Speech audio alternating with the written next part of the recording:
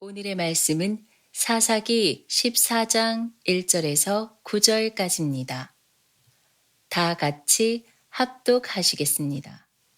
삼손이 딥나에 내려가서 거기서 블레셋 사람의 딸들 중에서 한 여자를 보고 올라와서 자기 부모에게 말하여 이르되 내가 딥나에서 블레셋 사람의 딸들 중에서 한 여자를 보았사오니 이제 그를 맞이하여 내 아내로 삼게 하소서 하매 그의 부모가 그에게 이르되 내 형제들의 딸들 중에나 내 백성 중에 어찌 여자가 없어서 내가 할례 받지 아니한 블레셋 사람에게 가서 아내를 맞으려 하느냐 하니 삼손이 그의 아버지에게 이르되 내가 그 여자를 좋아하오니 나를 위하여 그 여자를 데려오소서 하니라. 그때에 블레셋 사람이 이스라엘을 다스린 까닭에 삼손이 틈을 타서 블레셋 사람을 치려 함이었으나 그의 부모는 이 일이 여호와께로부터 나온 것인 줄은 알지 못하였더라. 삼손이 그의 부모와 함께 딥나에 내려가 딥나의 포도원에 이른즉 젊은 사자가 그를 보고 소리 지르는지라. 여호와의 영이 삼손에게 강하게 임하니 그가 손에 아무것도 없이 그 사자를 염소 새끼를 찢는 것 같이 찢었으나 그는 자기가 행한 일을 부모에게 알리지 아니하였더라. 그가 내려가서 그 여자와 말하니 그 여자가 삼손의 눈에 들었더라. 얼마 후에 삼손이 그 여자를 맞이하려고 다시 가다가 돌이켜 그 사자의 주검을 본즉 사자의 몸에 벌떼와 꿀이 있는지라. 손으로 그 꿀을 떠서 걸어가며 먹고 그의 부모에게 이르러 그들에게 그것을 들여서 먹게 하였으나 그 꿀을 사자의 몸에서 떠왔다고는 알리지 아니하였더라. 아멘. 할렐루야. 네, 이 시간 우리 앞뒤 좌우로 우리 한번 인사하고 말씀을 듣겠습니다. 영적 근육을 키웁시다. 우리 서로 한번 인사하시겠습니다. 영적 근육을 키웁시다. 아멘. 네. 이번에 우리 세겹줄 특세를 영적 복근을 키우라 이렇게 주제를 들고 우리가 열심히 한 주간 열심히 우리가 새벽을 깨웠는데요. 이 근육이 그냥 일주일 한다고 근육이 생기는 게 아니라 우리가 근육을 키우기 위해서 꾸준히 계속해서 영적인 운동을 해야 될 줄로 믿습니다. 그럴 때 우리가 근육이 생겨서 우리의 신앙생활도 더 강건하게 할 줄로 믿습니다. 계속해서 영적인 근육을 키워 나가시기를 바라고요. 오늘은 100% 열매 맺는 인생이 되려면 이라는 제목으로 함께 은혜를 받고자 합니다. 우리가 사사기 13장에서 삼손의 출생에 대해서 우리가 이미 살펴보았습니다. 삼손은 아주 훌륭한 믿음의 가정에서 출생하게 되죠. 신앙이 좋은 아버지 마노아와 또 귀한 어머니, 믿음의 어머니가 있었던 것을 볼 수가 있습니다.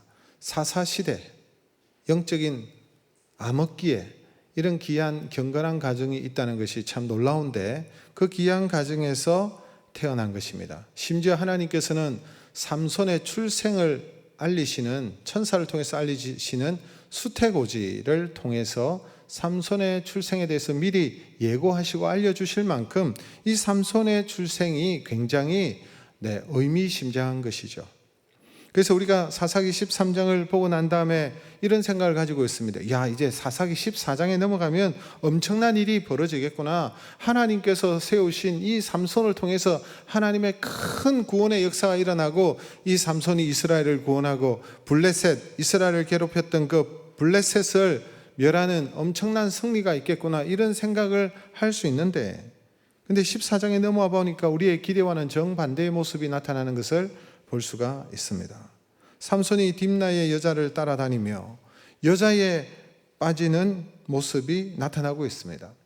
하나님께 주신 영광스러운 사역에 집중하고 헌신하는 그런 모습이 아니라 자신의 사소한 욕심과 유혹에 무너지는 삼손의 모습이 14장에 나타나고 있다는 것입니다.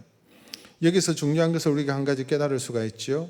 하나님께서 삼손에게 큰 사명도 주시고 큰 능력도 주셨어요. 삼손은 정말 기대가 되는 그런 사람이었습니다. 엄청난 잠재력과 가능성을 가지고 태어났습니다. 그런데 삼손의 모습을 보니까 그런 가능성을 가지고 태어난 사람이 여러분 우리의 기대에 미치지 못하는 그런 안타까운 모습을 보여주고 있다는 사실입니다. 그래서 하나님께서 주신 그 잠재력을 꽃피우지 못한 대표적인 사람들 중에 한 사람이 오늘 바로 본문의 주인공인 삼손이죠. 물론 여러분 삼손은 사사가 되어서 사사기에 기록도 되고 히브리서 11장 믿음의 장에 보니까 믿음의 사람으로 이름이 언급되어져 있기는 하지만 사실 기대에 미치지 못하는 그런 모습이었다라는 것을 볼 수가 있습니다. 여러분 삼손하면 좋은 이미지가 아니잖아요. 삼손하면 여자에 무너진 그런 부정적인 그런 모습으로 우리에게 비춰지고 있다는 사실입니다. 그래서 우리가 오늘은 엄청난 잠재력을 가진 이 삼손이 왜 자신의 능력을 발휘하지 못하고 열매 맺는 삶을 살지 못했을까? 이런 질문을 던지면서 삼손의 삶을 통해서 어떻게 하면 우리가 삼손과 같은 그런 삶이 아니라 하나님께 주시는 그 잠재력을 개발하고 우리가 정말 100% 열매 맺는 그런 인생의 삶을 살 수 있을지를 우리가 한번 이 말씀을 통해서 한번 살펴보기를 원하는 것입니다. 여러분, 예수 믿는 사람들에게 하나님께서는 가능성과 잠재력을 주셨습니다. 그래서 그 잠재력을 꽃피우고 열매 맺는 삶을 살아야 되는데 우리가 정말 하나님 주신 그 은사와 장점과 잠재력과 가능성을 가지고 열매 맺는 그런 삶을 살기 위해서 반드시 알아야 될 첫 번째의 내용이 있습니다. 그 하나가 자신의 신분을 알아야 한다는 것입니다. 여러분, 자신의 신분, 우리의 신분이 무엇인지 분명히 알아야 여러분 하나님 주신 그 잠재력을 가지고 꽃피우며 열매 맺는 삶을 살 수 있다는 거예요. 여러분, 우리가 아는 대로 삼손은 태어나면서부터 어떤 모습이었습니까? 태어나면서부터 뭐였어요? 나실린이었죠. 나실린은 여러분 구별된 사람을 말하는 것입니다. 하나님 앞에 드려진 사람을 나실린이라고 그럽니다. 그래서 나실린의 규정에 따라서 나실린은 술을 먹지도 아니하고 그리고 시체를 접촉하지도 아니하고 그리고 머리를 깎지도 않습니다. 머리에 삭도를 대지 않는다 그랬어요. 그래서 여러분 삼손의 외적인 모습만 딱 보더라도 이스라엘 사람들은 금방 알아요. 머리를 깎지 않으니까 삼손의 모습만 봐도 나실인이구나. 자신의 신분이 나타나는 거예요.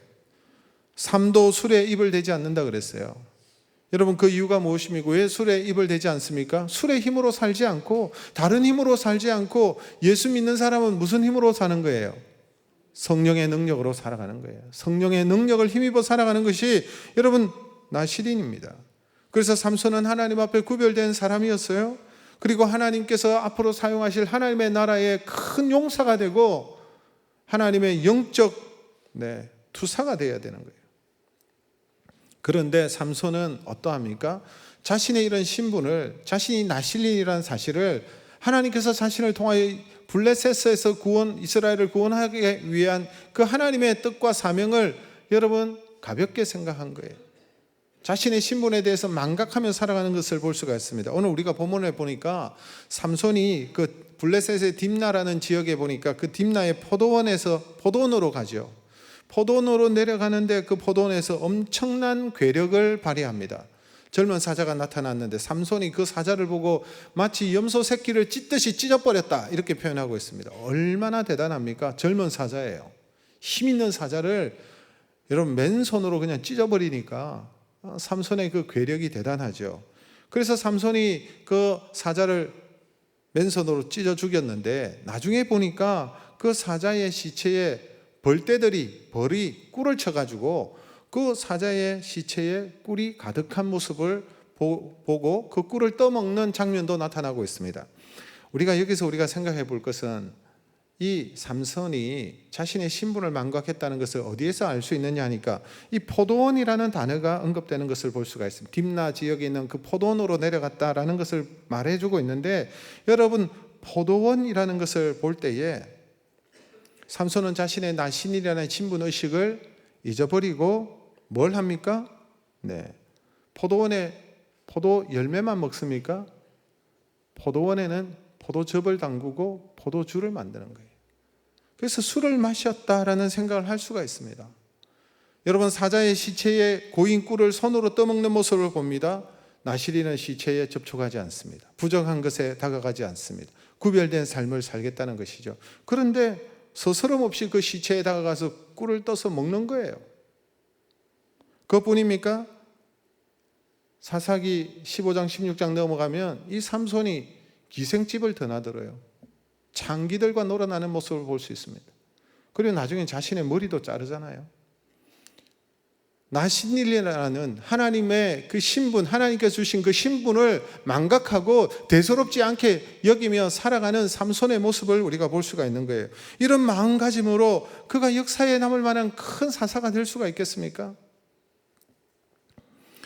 이러한 자신의 신분을 망각하면 자신의 가능성을 꽃피울 수가 없어요. 자신의 잠재력을 개발하고 하나님 앞에서 열매 맺는 삶을 살기가 어렵다는 거예요.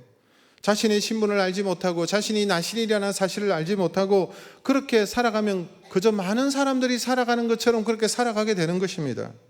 눈에 보이는 대로 자신의 욕망대로 그렇게 살지 않겠습니까? 그저 인생의 목적이 다른 사람들처럼 그렇게 사는 거예요. 요즘 보니까 많은 사람들의 인생의 목적이요, 그냥 편안하게 살고 싶다 이거예요.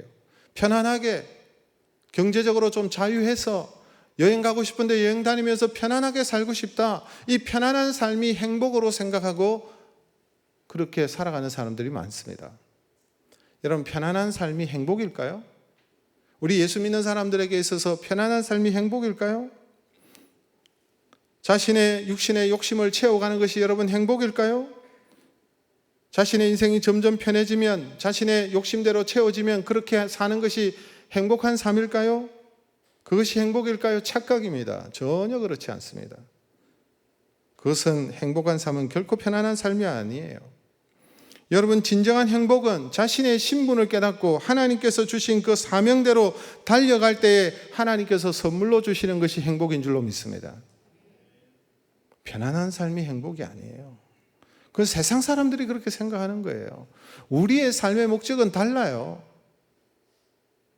여러분, 제가 교회 생활 가운데서도요, 편안하게 그냥 적당하게 신앙생활하는 사람들 입에서 교회 생활함에 있어서 신앙생활이 행복하다 이렇게 얘기하는 사람, 이런 고백을 들어본 적이 없어요. 별로. 아니, 들어본 적이 없는 것 같아요. 누가 교회 생활이, 신앙생활이 즐겁고 행복하다고 말하는 줄 아십니까?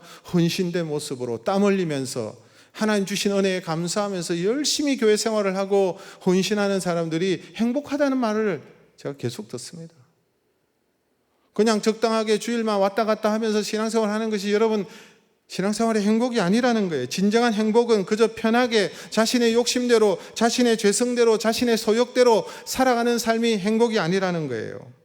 오히려 이러한 삶은 나중에 무슨 삶이 되면 공허하고 허무하고 아무것도 남지 않는 열매 없는 그런 삶으로 끝나는 것입니다.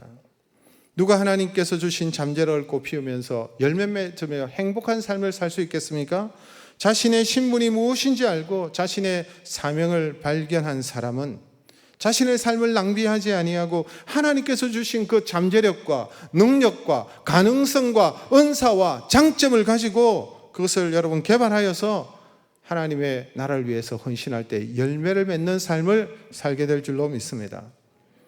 이번에 우리가 단기 선교를 여름에 다녀오지 않았습니까? 인도네시아에 한 30몇 분, 그리고 또 일본에 30여 명, 이래 한 70명이 단기 선교를 다녀왔는데요.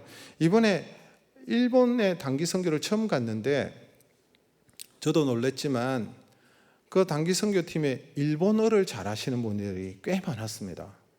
일본어를 너무 잘하시는 거예요. 여러분, 언어의 능력이 있기 때문에 그런 것입니다. 하나님 주신 은사와 능력이 있는 것이죠. 그런데 이런 은사를 가지신 분들이 일본 단기 선교에 참여해 주셨습니다. 그래서 여러분, 일본 현지 일본 성도님들이 계셨는데 많지는 않고 소수 있었죠. 소수가 계셨는데 선교사님이 복음을 전하고 예수 믿은 분들이죠. 그래서 여러분, 일본 현지 성도님들과 깊은 신앙의 대화를 나눌 수가 있었어요. 정말 그걸 하고 싶었대요, 선교사님께서. 그런데 일본어를 잘하시는 분들이 있으니까 그룹으로 이렇게 묶어져서 서로 깊이 있는 대화를 하고 통역도 가능하고 이렇게 해서 깊이 있는 그런 신앙의 교제를 나누게 되어서 너무 즐거운 시간이 되었다는 것입니다. 근데 여러분, 한번 생각해 보십시오. 일본어를 잘하시는 분들은 빈번하게 일본을 왔다 갔다 하시는 분들일 가능성이 높습니다. 일본 비즈니스를 하신 분일 수 있습니다. 일본에서 공부하신 분들도 있을 수 있습니다. 그 일본을 잘 아시는 분이죠. 그런데 일본 단기 선교를 가는 데 있어서 여러분, 일본에 자주 출입하고 너무 잘 알기 때문에 단기 선교에 지원할 수도 있지만, 일본은 내가 너무 잘 아는 것이고, 일본에 하면 이제 지겨워, 또 뭐 단기 선교까지 가야 돼, 이렇게 생각할 수 있지 않겠습니까? 그것도 자신의 사비를 들여서 그렇게 물질을 내고 일본에 단기 선교로 가는 거예요.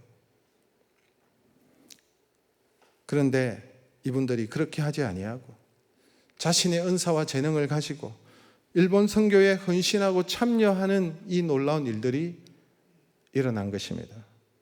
그 이유가 뭘까요? 자신의 신분을 아는 거예요. 하나님 주신 사명이 무엇인지 알기 때문에 하나님께서 나에게 주신 강점과 은사를 가지고, 여러분, 그것을 땅에 묻어두지 아니하고 한 달란트 가진 사람들처럼 땅에 그냥 묻어놓고 사용하지 않는 그런 사람들이 아니라 하나님의 나라를 위해서 헌신하는 거예요. 그러니까 열매를 맺게 되는 귀한 은혜가 있을 줄로 믿습니다. 여러분, 사도 바울의 모습도 보십시오. 그가 무엇을 가지고 있었습니까? 사도 바울은 태어나면서부터 로마 시민권자였습니다. 그는 헬라어와 히브리어에 능통한 그런 사람이었습니다.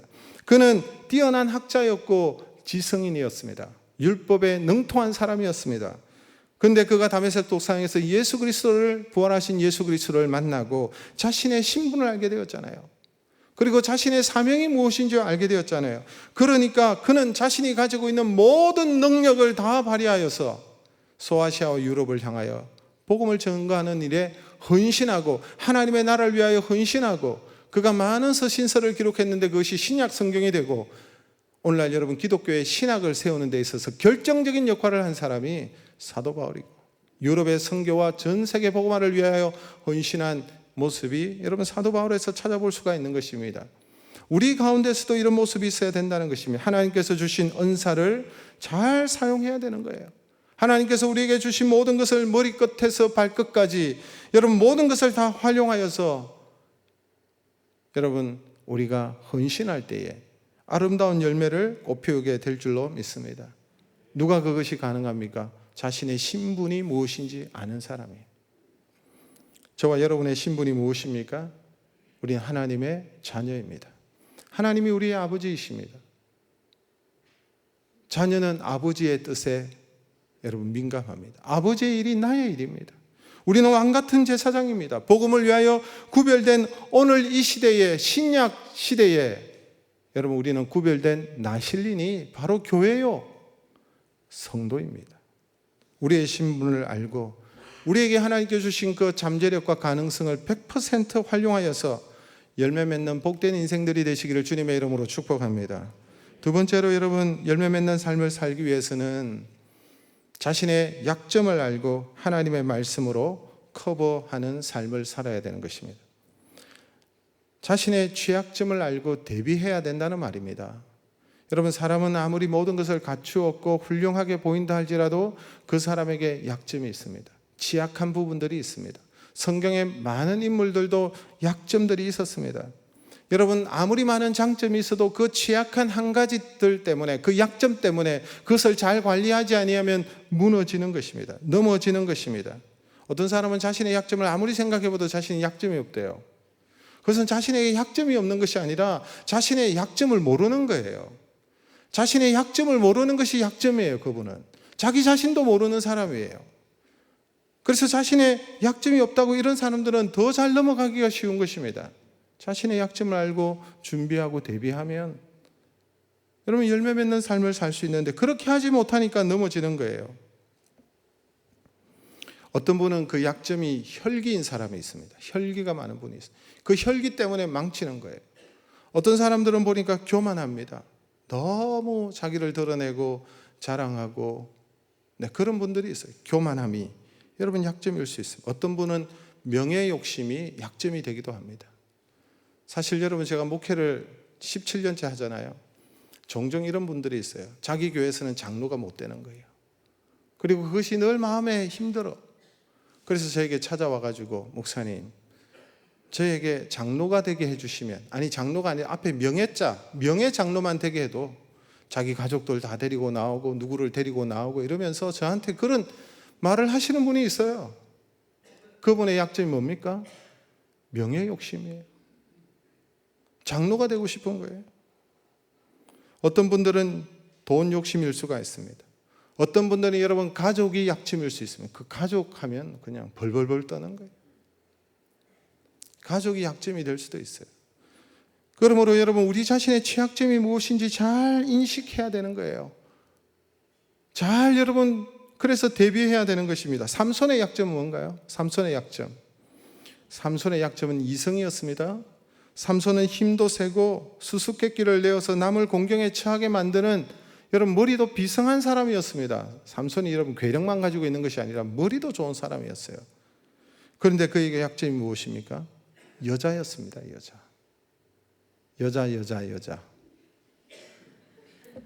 1, 2절의 말씀 오늘 같이 한번 보겠습니다. 1, 2절 말씀 같이 읽겠습니다. 삼손이 딥나에 내려가서 거기서 블레셋 딸 중 한 여자를 보고 도로 올라와서 자기 부부에게 말하여 가로되 내가 딥나에서 블레셋 사람의 딸 중 한 여자를 보았사오니 이제 그를 취하여 내 아내를 삼게 하소서. 성경에 나와서 삼손이 첫 번째로 한 말이 뭔지 아세요? 내가 여자를 보았다. 이게 삼손의 첫 말이에요. 내가 여자를 보았다. 아니 하나님께서 구별하여서 자신의 태어나면서부터 나실린으로서 이제 자신이 이제 정말 이스라엘을 구원하는 일에 쓰임받기 위해서 하나님 앞에 번제를 드렸더라, 하나님 앞에 기도하여, 이런 내용이 아니라 여자를 보았다 이 말이 처음 나옵니다. 내가 여자를 보았다는 거예요. 여러분 사람마다 다 약점이 있습니다. 특별히 삼손은 여자에게 약했던 거예요. 여러분 삼손처럼 여자에게 약한 성경의 인물이 또 있습니다. 누굽니까? 대표적으로 누구예요? 다윗이죠. 다윗도 여자에 얼마나 약한지 몰라요. 다윗 하면 우리가 참 신실한 사람으로 생각하는데 여자에게 정말 약했던 사람이 여러분 다윗이었습니다. 그래서 여러분 사울 왕에게 쫓겨다니면서도 그 광야에 도망 다닐 때에도 부인을 4이나 얻었어요.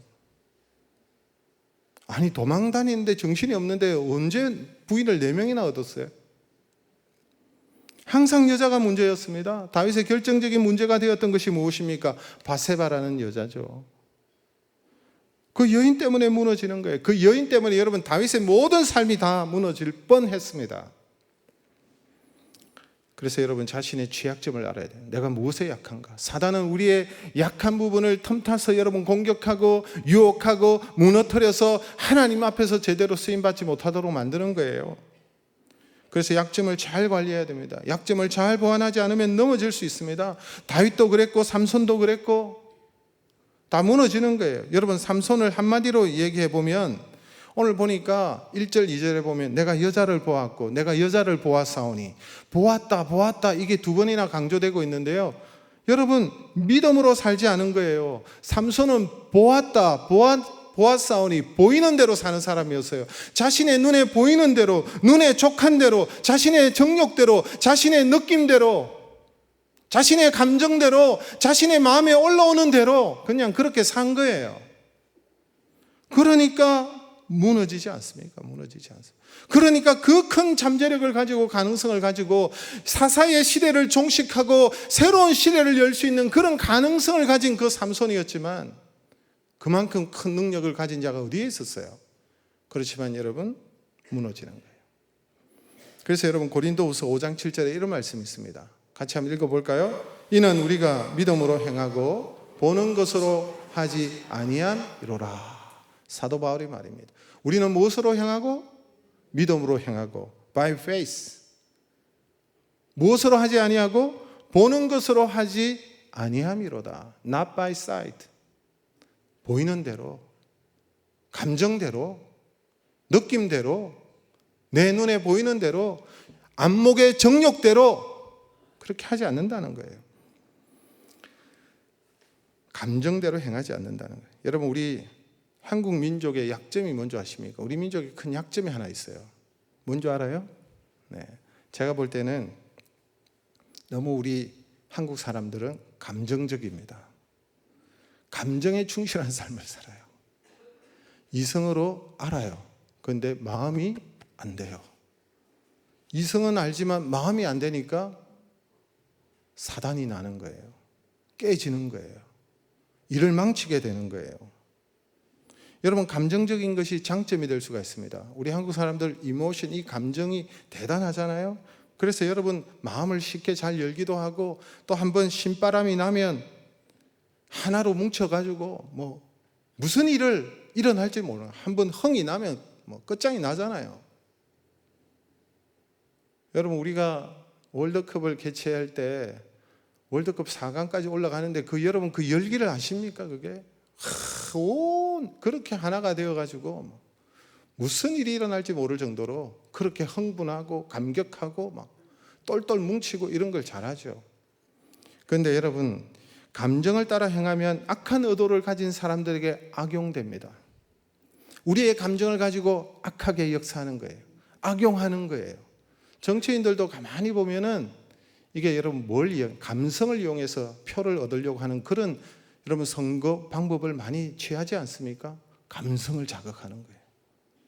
여러분, 인터넷 사이트에 누구 하나를 죽이겠다라고 생각하면 그 사람을 미워서 한 명 죽이겠다, 아니면 악한 의도를 가지고 그 사람을 어떻게 한번 해보겠다라고 얘기하면 그런 식으로 누구누구를 죽이겠다는 그런 식으로 글을 올리면 사람들이 동요하기 시작합니다. 들끓기 시작합니다. 거짓된 정보를 막 올려서 그 사람을 매도하기 시작합니다. 그러면 그 사람 죽는 거예요. 그렇게 여러분 그런 식으로 들끓는 것은 옳지 못한 거예요. 정보에 문제가 있고요, 정확하지 않고 감정적으로 행하는 모든 것에는 파괴가 일어난 파괴. 사람을 완전히 매장시켜버리고 파괴시켜버리고 끝장을 보는 거예요. 여러분, 이 감정은요, 세우고 회복하는 일은 어려워도 사람 하나 정도는 완전히 끝장낼 수 있습니다. 감정으로 들끓는다고 여러분 경제가 살려집니까? 감정으로 들끓는다고 우리 사회의 모순이 해결되고, 여러분 감정이 들끓는다고 해서 정치적인 문제들이 해소되고, 감정으로 해결될 수 있는 일들이 거의 없어요. 감정만을 따라 행하면 치명적인 결과를 낳게 되는 것입니다. 그런데 삼손은 감정에 따라 움직이는 사람이었습니다. 믿음에 따라 움직여야 되는데 보는 것을 따라 움직이는 거예요. 보고 느끼는 대로, 감정 따로, 이모션대로 그냥 그렇게 행해버리는 거예요. 그래서 하나님께서 그렇게 큰 능력과 은사를 주셨음에도 불구하고 제대로 활용도 하지 못하고 비참한 삶을 살게 되는 거예요. 여러분, 우리가 믿음이 성숙한 사람을 볼 때 무엇을 보고 판단합니까? 믿음의 성숙이라는 것이 무엇일까요? 믿음이 성숙하다는 것은요, 감정적으로 뜨겁게 기도하는 것이 믿음이 성숙한 것이 아니라 하나님의 말씀의 원리에 지배받는 것이 여러분 믿음이 성숙한 사람입니다. 자신의 삶이 감정과 보이는 대로, 눈에 보이는 대로, 느끼는 대로 행하는 사람이 아니라 하나님의 말씀의 원리가 자신의 삶을 지배하고 하나님의 말씀에 여러분 매여서 쫓아가는 사람, 그 말씀을 따라가는 사람이 믿음이 성숙한 사람, 말씀이 이끌어가는 대로 순종하며 가는 사람이 여러분 믿음이 성숙한 사람이고 믿음으로 사는 사람이고 눈에 보이는 대로 사는 사람이 아니에요. 그래서 여러분, 우리의 약점을 알고 하나님의 말씀의 원리에 비추어서 자신을 보완하고, 그래서 하나님께 주신 그 귀한 사명을 감당할 때에 열매 맺는 삶을 살게 될 줄로 믿습니다. 세 번째로, 마지막으로 한 가지만 더 보겠습니다. 교만을 경계하고 엎드리는 삶을 살라라는 것입니다. 하나님께서 우리에게 잠재력과 가능성을 주셨어요. 은사를 주셨어요. 우리 각자에게 보면은 장점이 있어요. 그래서 그 하나님 주신 은사와 강점을 가지고 우리가 일을 하다 보면 결과가 생기죠. 열매를 맺게 되죠. 좋은 많은 열매들이 맺힐 수가 있습니다. 그럴 때에 사람들이 주목하기 시작합니다. 사람들이 칭찬하기 시작합니다. 와, 대단하다, 이런 얘기를 합니다. 그럴 때 여러분 자신에게 자신감도 생기게 됩니다. 그런데 이것들이 계속 쌓이다 보니까 사람의 마음이 변질되는 거예요. 서서히 교만하기 시작합니다. 그리고 오만해지기 시작합니다. 변질되는 것입니다. 오히려 여러분, 이러한 모습 때문에 하나님께서 그에게 주신 은사와 강점들이 나중에는 약점이 되고 사람이 망가지게 되고 무너지게 되는 일들이 일어날 수 있다는 것입니다. 그래서 여러분, 하나님 주신 은사를 가지고 강점을 가지고 우리가 일을 하고 열매를 맺지만 우리가 살 수 있는 길은 딱 한 길이에요. 딱 하나. 그게 무엇입니까? 무조건 하나님 앞에 엎드리는 거예요. 하나님 앞에 엎드리는 거예요. 하나님 앞에 엎드려 겸손이 필요한 것입니다. 우리가 고난이 있을 때 엎드리며 기도하지 않습니까? 인생의 깊은 밤을 만났을 때에 새벽을 깨우며 하나님 앞에 나와 기도하고, 우리가 여러분 지난 한 주간 뜨겁게 기도했습니다.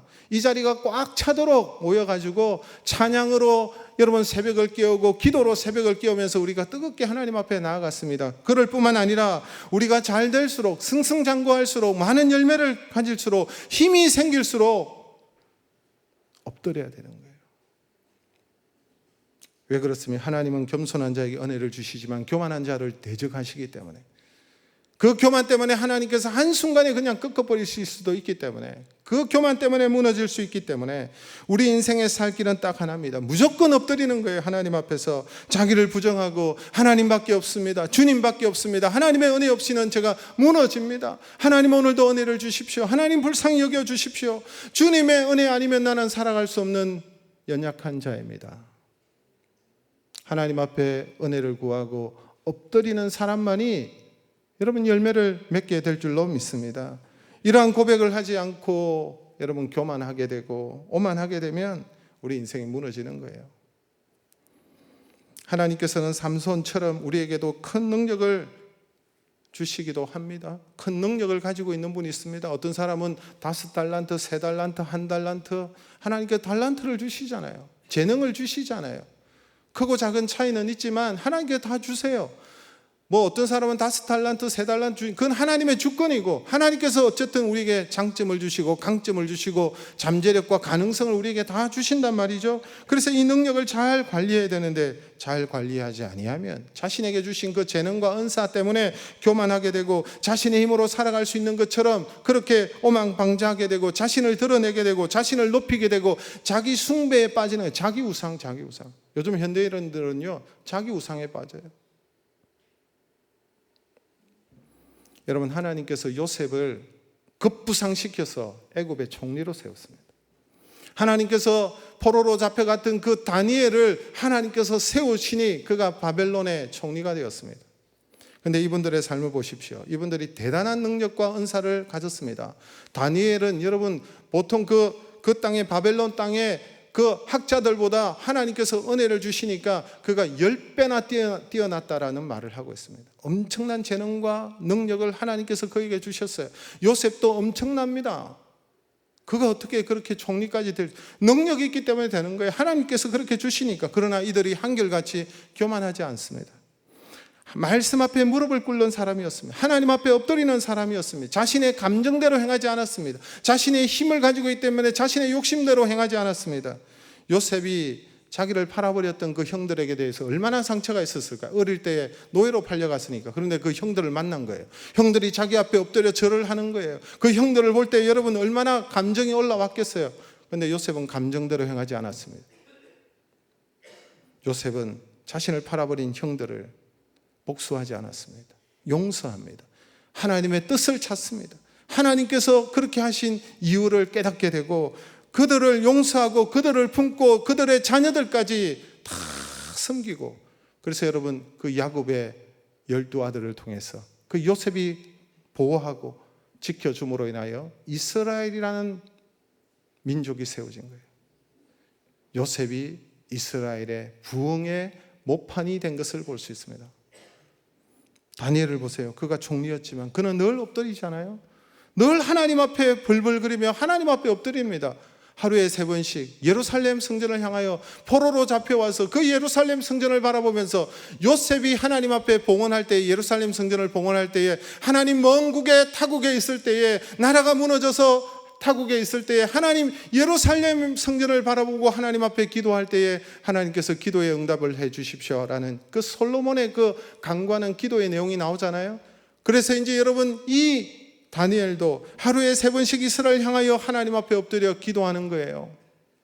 하나님 앞에 은혜를 구하고 하나님의 약속을 붙잡고, 하나님 이 민족을 언제 구원하실 것입니까? 하나님의 약속을 붙잡고 하나님 앞에 기도하고, 선지자들의 그 예언을 통하여 하나님 앞에 기도하고 믿음으로 행하고 겸손히 엎드리고, 그러니까 하나님께서 이 다니엘을 지속적으로 오랫도록 사용하시고 쓰임받고 열매 맺는 삶을 살게 되는 것을 볼 수가 있습니다. 교만하지 않아요.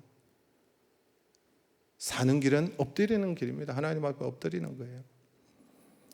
남아프리카 공화국의 대표적인 인물이 넬슨 만델라 대통령 아닙니까? 이 사람은 흑인입니다. 넬슨 만델라는 아프리카의 민중운동의 상징적인 사람입니다. 독립운동의 상징적인 사람이고 흑인 민권운동의 상징적인 사람이에요. 이 사람이 여러분 감옥에서 40년을 썩었어요. 그가 출소했을 때 그런 운동을 하니까 여러분 감옥에 갇힌 거예요. 할아버지가 되어서 출소했지만 수많은 사람들이 이 넬슨 만델라를 기다리고 있었고 마침내 여러분 흑인 정권이 성립되고 그가 남아프리카 공화국의 최초의 흑인 대통령이 되었습니다. 그러나 그가 대통령이 되고 난 다음에 무엇을 했을까요? 복수했을까요? 복수할 수 있었습니다. 그렇게 자신들을 힘들게 했던 백인들에 대한 그 상처를 가지고 복수할 수 있었지만 그는 화해를 선포했습니다. 그리고 백인을 부통령으로 삼았습니다. 복수할 것 같았는데 복수하지 않았습니다. 대통령 임기를 충실하게 채우고 대통령으로서 멋지게 잘 나라를 이끌어가고 그리고 난 다음에 모든 권력에서 내려옵니다. 스스로 내려오는 거예요. 얼마든지 대통령을 더 할 수 있었습니다. 그의 이름 자체가 여러분 상징성을 가지고 있고 그의 이름 자체가 파워였어요. 더 연장해서 권력을 질 수 있었지만 그는 자신의 것을 내려놓고 겸손하게 내려옵니다. 자신을 죽이고 내려옵니다. 그래서 여러분 그 인생이 복된 거예요.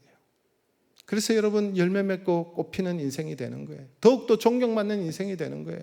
우리나라 역사 가운데 여러분 훌륭한 대통령들이 있었다고 생각합니다. 그러나 계속해서 그 정권을 유지하기 위해서 거기에 여러분 목을 매니까 문제가 생기고 그들의 많은 업적에서 여러분 그 업적에 걸맞는 그런 대우를 못 받는 거예요. 여러분 우리 하나님께서는 세워주시기도 하시고 우리를 높여주시기도 하시지만 한순간에 패하게도 하시는 분이 하나님이십니다. 하나님 우리를 높이 세워서 영향력 있는 삶을 살게도 하시지만 한순간에 나락으로 떨어지게 하시는 분도 하나님이십니다. 그러므로 하나님께서 우리에게 힘을 주실 때, 능력을 주실 때, 물질을 주실 때, 잘되게 하실 때 오만하고 교만하면 사람도 떠나고 하나님의 은혜도 떠나는 거예요. 그래서 힘 있는 사람은 용서를 베풀어야 하는 것입니다. 힘 있는 사람은 양보할 줄 알아야 되는 것입니다. 힘 있는 사람은 희생해야 되는 것입니다. 힘이 있으면 절대적으로 하나님 앞에 엎드리는 삶을 살아야 되는 것입니다. 그것이 여러분 성경의 메시지입니다. 하나님의 메시지입니다. 그렇지 않으면 무너지기 때문에 그래요. 겸손히 사는 길입니다. 겸손이라는 것은 하나님 앞에 엎드리는 거예요. 하나님이 아니면 안 됩니다. 하나님 나를 불쌍히 여겨 주십시오. 하나님 나에게 은혜를 주십시오. 하나님 하늘의 문을 열고 하나님 오늘도 나에게 은혜를 부어 주십시오. 이렇게 엎드리는 자를 하나님께서 들어서 열매 맺는 인생이 되게 하실 줄로 믿습니다. 말씀을 맺습니다. 여러분 우리의 신분을 알아야 됩니다. 우리는 오늘 이 시대를 살아가는 나실린입니다. 구별된 자입니다. 신분을 알 때 여러분 우리가 어떻게 살아야 될지 삶의 방향이 정해지는 거예요. 우리의 인생을 낭비하지 않는 것입니다. 두 번째로 자신의 약점을 알아야 돼요. 나의 약점과 취약점을 알고 하나님의 말씀으로 커버하는 거예요. 하나님 주신 잠재성과 잠재력과 가능성과 은사와 강점이 있지만 그것을 잘 사용할지라도 잘 사용하려면 자신의 약점을 알고 하나님의 말씀으로 여러분 무장해야 되는 것입니다. 말씀의 원리가 나의 삶을 이끌어 가도록 하나님의 말씀이 내 인생의 풋노트가 되고 하나님의 말씀이 내 인생의 각주가 되어져서 우리가 말씀에 매여서 살아가야 되는 거예요. 교만을 경계하고 무조건 하나님 앞에 엎드리는 거예요. 하나님 앞에 무조건 맡기는 거예요. 강점도 맡기고 약점도 맡기고 하나님 앞에 엎드리고 이것이 살 길입니다. 엎드리는 것이 능력입니다, 여러분. 무릎을 꿇을 때 하나님께서 은혜를 주시고 열매 맺는 복된 인생이 되게 하실 줄로 믿습니다.